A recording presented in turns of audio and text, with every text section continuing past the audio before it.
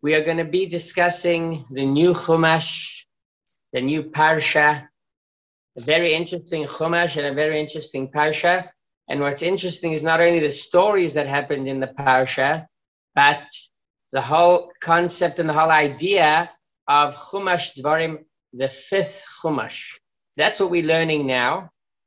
We also will discuss Baalei Tshuva, people that return to Hashem, that had the powers to turn around, basically, and return to Hashem.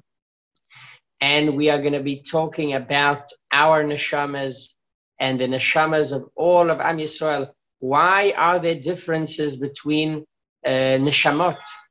Some people, their neshama is in a certain way, maybe more highlighted, more connected to Hashem.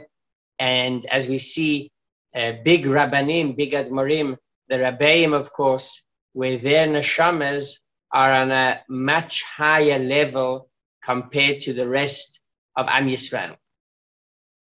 So first of all, let's begin with the pasuk Vayehi B'Arbaim Shana. After 40 years of wandering in the desert, Moshe Rabbeinu Diber Moshe el Bnei Yisrael. Moshe Rabbeinu talks to Am Yisrael. Moshe Rabbeinu has something to tell them. And what does Moshe Rabbeinu tell them? So one of the explanations is that he basically repeats the entire Torah. He basically returns, he tells Am Yisrael a summary of what happened in these 40 years, even a bit more than 40 years, since the time that Am Yisrael were in Egypt, and a lot of the ideas, a lot of the things that happened are hinted in the Parsha, in certain words in the Parsha, as Rashi explains to us. So Moshe Rabbeinu basically repeats the entire Torah. What is the idea of repeating the entire Torah? Why does Moshe Rabbeinu need to repeat the entire Torah? What is the difference between basically the first four Chumashim, Bereshis, Shmois, Vayikra, and Bamidbar, to the fifth Chumash, Chumash Devarim, that we are starting to read this week? Very interesting what the Gemara points out. The Gemara says that the first four Chumashim were directly from Hashem's mouth. Mipi Hagvura, from the mouth of Hashem. However, the fifth Chumash was Moshe Rabbeinu Mipi Atzmoi, which means that Moshe Rabbeinu in his own words. That is basically the idea of the fifth Chumash. Why do we need it? Why do we need Moshe Rabbeinu to retell us basically the stories, to repeat what we have already learned in the first four Chumashim? What is the idea? So we're going to learn about that, and that is connected deeply to Baalei Tshuva. This is also part of the 3 weeks now. We are in the 3 weeks that we are remembering basically the Beis Hamikdash Harishon, the first temple, the second temple that was destroyed in this period of time from Shivas of Tammuz, the 17th day of Tammuz, 3 weeks, and now we're getting closer and closer to Tisha B'Av, the day that it actually happened. And these 9 days from the Rosh Chodesh Av that was on Shabbos until Tisha B'Av are sad days, and they are days that we try to strengthen ourselves in Ahavat Chinam, in free love and free care one of each other. So what is the idea of the difference between Moshe Rabbeinu telling us the Torah that we learned, that's going to be in Chumash Devarim, and the Torah that Hashem told us? Because we all know that Moshe Rabbeinu did not make up these ideas. Even previously, Hashem gave us the Torah through Moshe Rabbeinu. Who was the person, who was the emissary that sent us the Torah, that gave us the Torah? Well, all the time you'll open any pasuk in Chumash Shmos, Vayikra, you'll find Vayomer Hashem el Moshe. Hashem told Moshe, and Moshe tells that on to Bnei Israel. It went through Moshe in the exact same way. And also in our Parsha. It's not like Moshe comes up with new ideas, with new concepts, with new mitzvot, with new commands, with new stories. These are all things that we read previously. So A, why do we need Moshe to repeat it? And B, what is the difference? Let's say Moshe Rabbeinu repeats it. What is the difference? It's not enough just to tell us that this is directly from Hashem and this is from Moshe Rabbeinu. Both involved also Hashem. He was the first one to tell Moshe Rabbeinu, and then Moshe Rabbeinu telling it directly to us. So what is the whole idea of Chumash Devarim? And it's also going to teach us our connection to Hashem, the connection of our neshamas to Hashem, a way of serving Hashem, and what is so special in these generations, and sometimes even in these hard times where things aren't so simple generally in the world, and especially during these 9 days. So let's talk about Neshamot. Nishmas Yisrael, the special souls of Am Yisrael. We know that each soul is a part of Hashem. Chelek Eloikam Imal Mamash. We all have a spark, a nitzotz, a godly nitzotz, a spark of Hashem inside us that is the power and that drives us to do good, because that is part of Hashem. It's part of Hashem. It always seeks to do what Hashem wants. It's natural for the neshama. If you would ask the neshama, what would you do every single day? I would study Torah. I would keep mitzvot. The neshama coming down to the world and entering our bodies, that's a big challenge for the neshama. The neshama isn't used to obstacles standing in front of it and telling the neshama, you've got to take a vacation, you've got to eat first, you've got to sleep well. That's not what the neshama is used to. The neshama is used to a natural connection to Hashem because it is part of Hashem. It is part of Hashem, and it basically all it wants to do is to serve Hashem in the right way. But however, we know that Hashem made the neshama travel, and it is quite a journey. It is quite a journey, and as we know, in journeys there are 2 ways to make a journey. Let's say you travel today from one city to another, so it takes a short amount of time. You aren't so much influenced from the journey, because you can be in your car, you can be in a bus, you can even be in a plane and travel from one country to another country. It will be smooth, it will be easy, and you won't be influenced from the surroundings, from the culture that, let's say someone is flying he's flying from here, from Israel, from Eretz Israel to New York. So he is not influenced by all the countries that he goes to, because he is flying directly. In the words of Hasidus, it is called Derech Ma'avar. Derech Ma'avar means in a way that you just pass by without being influenced from the things around you. But let's take a case 1,000 years ago. 1,000 years ago, if someone wanted to travel to a different city, especially a different country, so A, it took much longer, and B, he was influenced from whatever was around him. He wasn't in his car, isolated from everyone. He wasn't in an airplane. So he was influenced from things that happened around him. In the words of Hasidus, this idea is called bederech hitlabshut, in a way that you've got to dress into the thing. You've got to basically wear the clothing. You've got to act in Rome as a Roman. That is the idea of two types of journeys that people can take and two types of journeys that our neshamas take.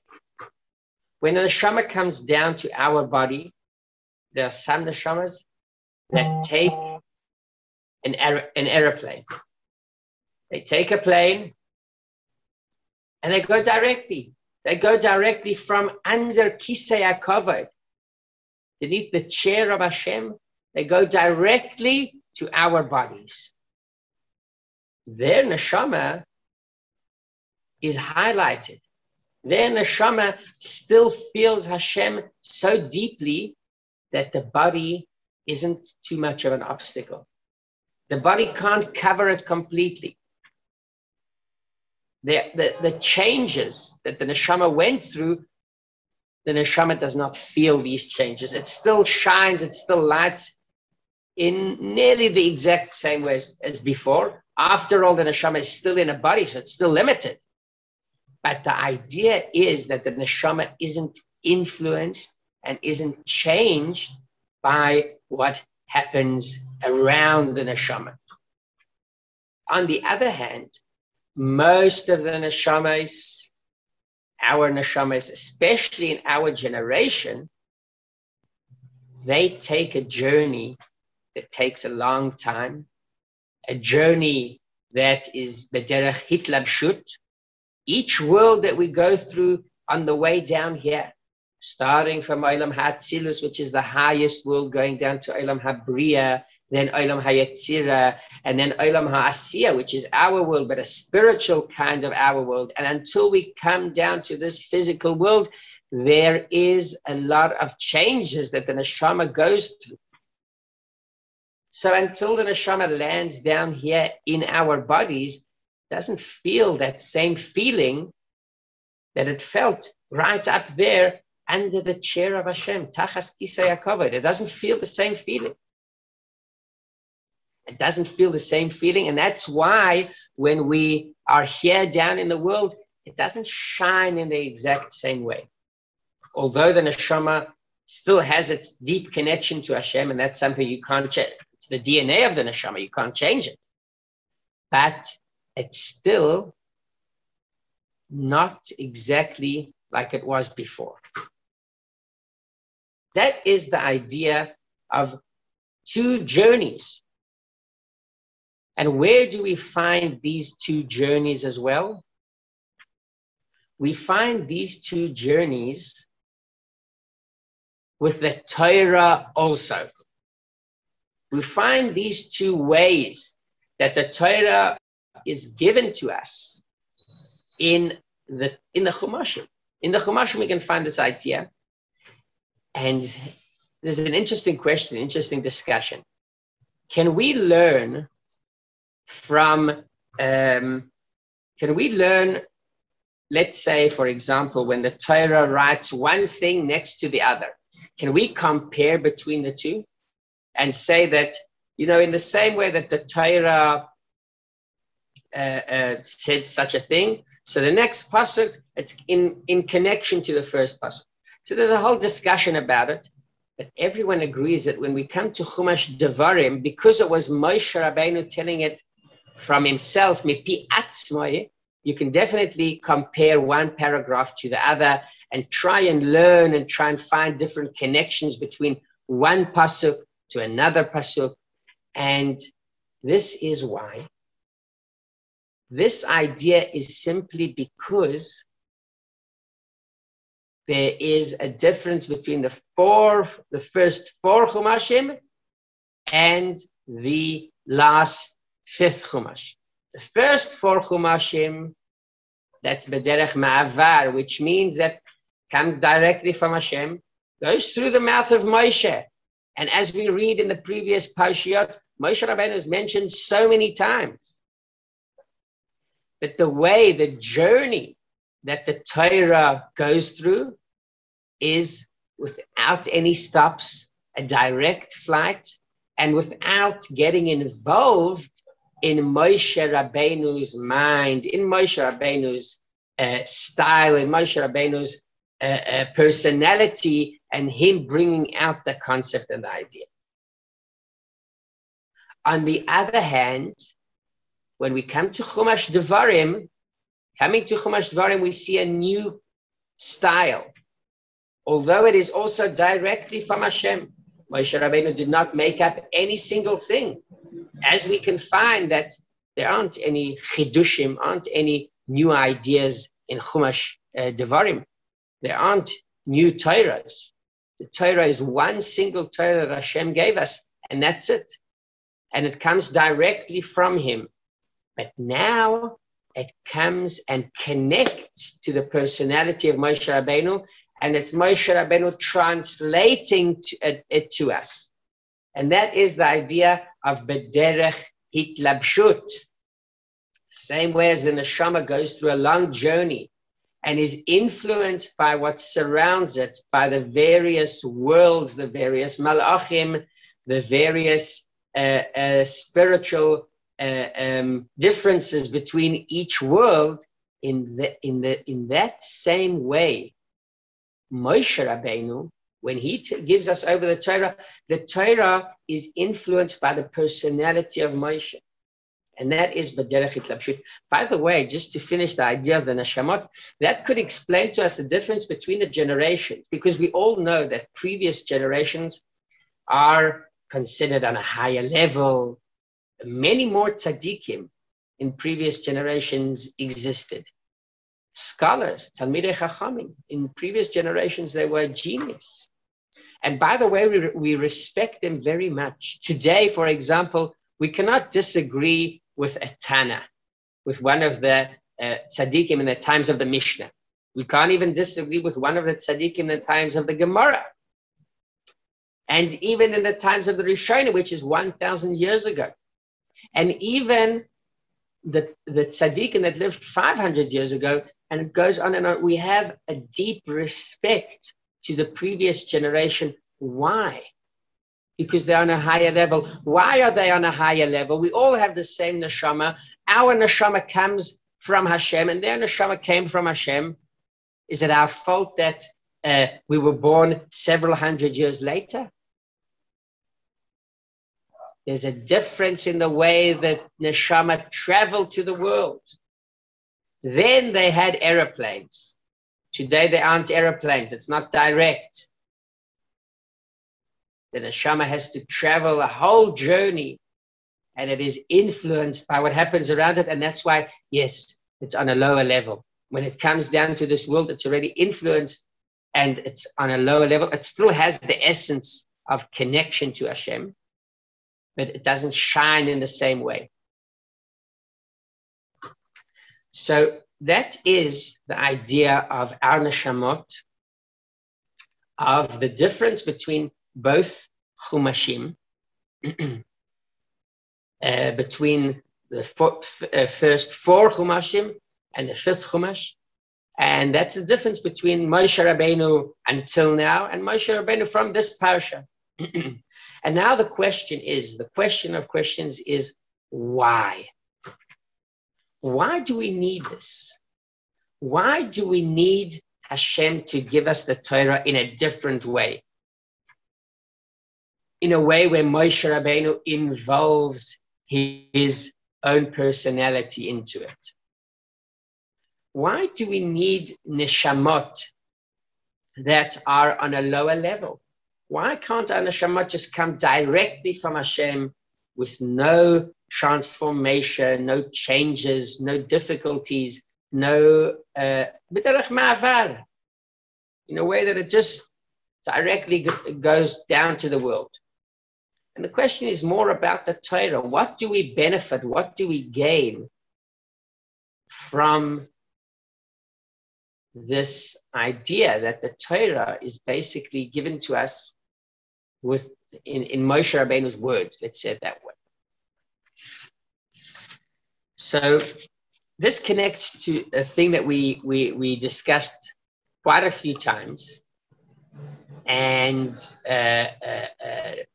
we spoke about the difference and the benefit in our neshamot quite a few times.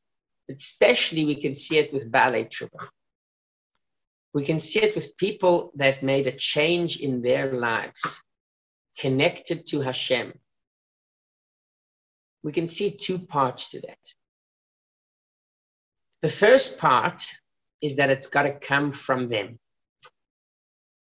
which means there are certain cases, which means there are some stories that you'll for sure hear about people that suddenly felt this deep light, or suddenly they somehow had this feeling that Hashem is calling them out of the blue. But in many, many cases, it came out of it from their inner part in some kind of change that actually came from their own accord, attached them in their own life. And this isn't something external, it's something internal. Which means that the Baalei Tshuva, after all, he feels that he has to connect to Hashem. There could be various reasons. He can feel something spiritual suddenly in his life. He can feel that his previous life is a bit empty. He can feel thirst to Hashem. He can feel that he needs something spiritual, something holy in his life, but it comes from him. That is the famous story about Rabbi Akiva, that he basically learned, and the way that we all know the medrash about that, he noticed the water dropping on the stone and caving a hole inside it, and he said, well, I can do the exact same thing with myself. Even though I'm 40 years old, he looked for a change. There was no bat call, or there was nothing that really caused him in an external way to come and return to Hashem. He had the feeling. And that's how it is in most of the cases, I think. So this is one part of tshuva. The other part of tshuva, and I'm sure that many, many people that have done tshuva, and it is even people that were born from, but they do tshuva in their lives and become better at what they do in the connection to Hashem. You've got to have the power from Hashem after all. It comes from yourself, but you've got to have, after you actually return to Hashem, connect again to Hashem, there's got to be some kind of highlight, some kind of a power that Hashem gives you, and you can feel that you can actually make the change. Because normally, in a logical world, in a logical way of living, people can't change their lives at the age of 40. Even at the age of 20, it's hard to change your lifestyle. 40, 50, 60, whenever it is, but it comes from the person himself, but he gets the powers from Hashem also to actually make the change. A lot of what we call siyata dishmaya goes into it. A lot of special powers goes into actually changing and becoming Baalei Tshuva.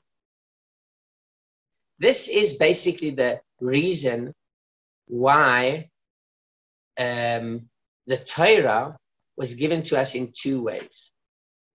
The first style, the first way, is basically the Torah from Hashem.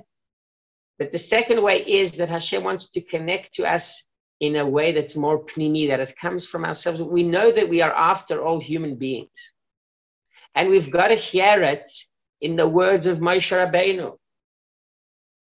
Hearing the Torah only in the words of Hashem, it might just come in from one side and go out from the other side. Connecting to it, it's basically telling it to us in our language. If it's told to us in our language, it's more pnimi, it's more internal, we more connect to it, and that is the big benefit in our neshamot in general, in Baalei Tshuva in general, and also in the way that we actually connect to the Torah itself. The Torah from Chumash Devarim onwards connects to us in an internal way, in a bit more of maybe even a meaningful way, because after all, we are the people that have neshamot in bodies. So the same way as a Baal Tshuva, on the one hand, it has to come from himself, but on the other hand, he has a highlight from Hashem. That's the way that the Torah was given to us. First, we had it as a highlight from Hashem, the first 4 Chumashim, and then the 5th Chumash comes to tell us that we want to connect the Torah to you in an internal way, but often pnimius. And more than that, in our generations, in difficult times, during the 9 days, and generally during these times, these generations, these several hundred years since Hasidus came to us, because that is the exact idea that Hasidus wants to do. Hasidus told us, instead of doing a mitzvah in a way of ma'avar, in a way that you just do it randomly, without feeling something and without understanding why you do the mitzvah. What does the mitzvah do? What does Torah do? What happens when we study Torah? The connection to Hashem. That basically is the idea of Chassidut. To bring us a bit more light, a bit more warmth, and to connect it to us in an internal way. That's why, although these days seem like hard days, but we must always remember that there is some kind of benefit to it. And it is to connect us, if it's an internal way, or to teach us that we've got to strengthen ourselves with free love to the other, taking care of each other. And this is all connected to Chumash Devarim, to this new beautiful Chumash that Moshe Rabbeinu is basically repeating what we have learned previously, but there's something very important in repeating it to us, because now it's in our words and we can connect to it in an internal way. Thank you very much for taking part in the shir, and Be'ezrat Hashem, looking forward. Next week is Tisha B'Av, so we won't have a shir, but after Sunday, Be'ezrat Hashem, or Be'ezrat Hashem, Mashiach will come, and we'll be Zoiche to have a shir next Sunday. Shavua Tov.